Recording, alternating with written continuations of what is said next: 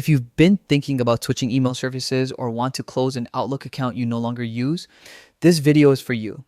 Today, I'll walk you through a simple, step-by-step breakdown of how to delete your Outlook account the right way without missing any important details. Stick with me till the end so you don't accidentally lose anything you might need later. Let's start with the basics. Deleting an Outlook account isn't just about removing an email address. You're actually closing your entire Microsoft account. That means everything connected to it, like OneDrive, Xbox, Microsoft Store purchases, and even saved files will be affected, so it's important to follow the steps carefully. First, open your browser and head to the Microsoft 365 Outlook portal, click Sign In, enter your email and password, and log into your account just like you normally do. Once you're inside Outlook, move to the top right corner and click on your profile icon.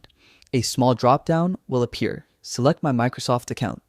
This will take you to your main Microsoft account dashboard where all your personal details and settings are stored. Now, at the top of this page, click the Your Info tab.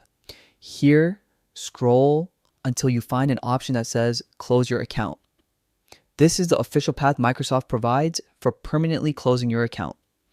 Before you proceed, Microsoft will show a list of consequences.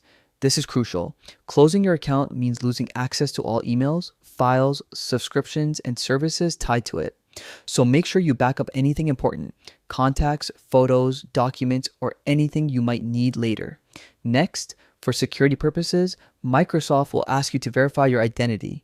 You may need to re-enter your password, answer security questions, or confirm through your phone or alternate email. You might also see a quick survey asking why you're closing your account. This part is optional. Once everything is confirmed, Microsoft places your account into a 60-day grace period. During these 60 days, your account is not fully deleted. You can still recover it if you change your mind. But once that period ends, the account and all associated data are gone permanently. So, double check everything before hitting that final confirmation button. And remember, if you ever need an Outlook account again, you can always create a brand new one later.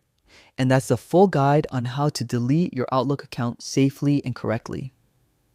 If this walkthrough helped you, make sure to like the video, drop a comment, and subscribe for more practical tech tutorials. Thanks for watching, and I'll see you in the next one.